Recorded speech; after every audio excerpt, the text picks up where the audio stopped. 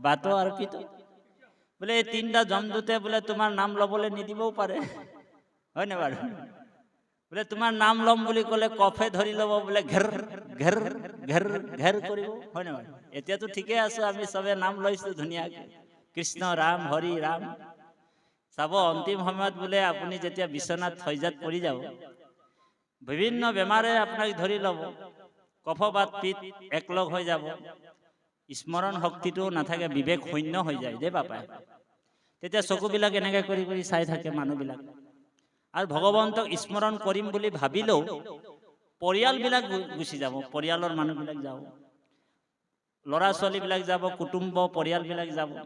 আৰু এই মানুহজনক বেৰি ল'ব, বেৰি কিনি কি কৰিব, এজনে ক'ব তোৰ দেউতাক সোধচোন, বোলে এই বাহনী তলত মাটি ধৰা, বোলে কাৰ নামত কৰি থৈছে, বোলে সৰুটোৰ নামত নে ডাঙৰটোৰ? অ হৰি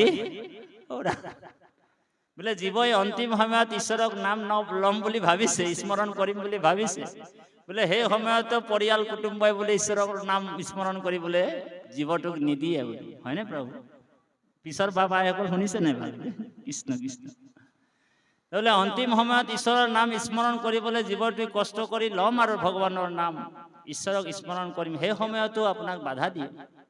আৰু কিছুমানে ক'ব বোলে তোমাৰ দেউতাৰ বোলে একাউণ্টত পাছবুকত বোলে নমিনীটো কাৰ নামত আছে অকণমান চেকটো কৰি দিব, সুধি লোৱা কথাটো দেউতাক, এই অন্তিম সময় আৰু দেউতাক। গতিকে বাপাইসকল তিনিটা জমদূতে ধৰি লয়, কফ বাত আৰু পিত, এই তিনিটা জমদূত দে বাপাই। সেইকাৰণে বাংলা ভাষাত এটা কথা কৈছে, এ যখন গলা গড়গড়াবে, যখন গলা গড়গড়াবে, ঘের ঘের ঘের ঘের, ও যখন গলা গড়গড়াবে নাম নিতে কি সময় পাবেন? বোলে নাম নিতে কি সময় পাবেন? তেতিয়া বোলে ৰাম বুলি কব সময় নোলাব আৰু, হয়নে বাৰু? কৃষ্ণ বুলি কবলৈ সময় নোলাব। সেইকাৰণে কৈছে বোলে যখন গলা গড়গড়াবে নাম নিতে কি সময় পাবেন, হরির নাম ভজবি কবে ভাবছ নেকি এমনি যাবেন। সময় থাকোতেই বোলে যদি ঈশ্বৰৰ নামটো আমি নলওঁ, হয়নে বাৰু?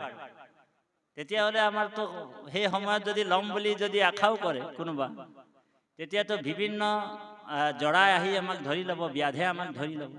সেই সময়তো আমাৰ জৰা ব্যাধে ধৰি ল'ব নহয়, ধৰিব নাই বাপাই? হয়নে বাৰু? বোলে জন্ম, জৰা, ব্যাধ আৰু মৃত্যু, এই চাৰিটা অৱস্থা মানুহৰ হয়। চাৰিটা অৱস্থা আমাৰ সকলো জীৱৰে হয়। জন্ম হ'লেও যেতিয়া জৰা আমাৰ আহিব, লাহে লাহে চুলিটো পকিছে নাই বাৰু? ইণ্ডিকেশ্যনটো ইয়াত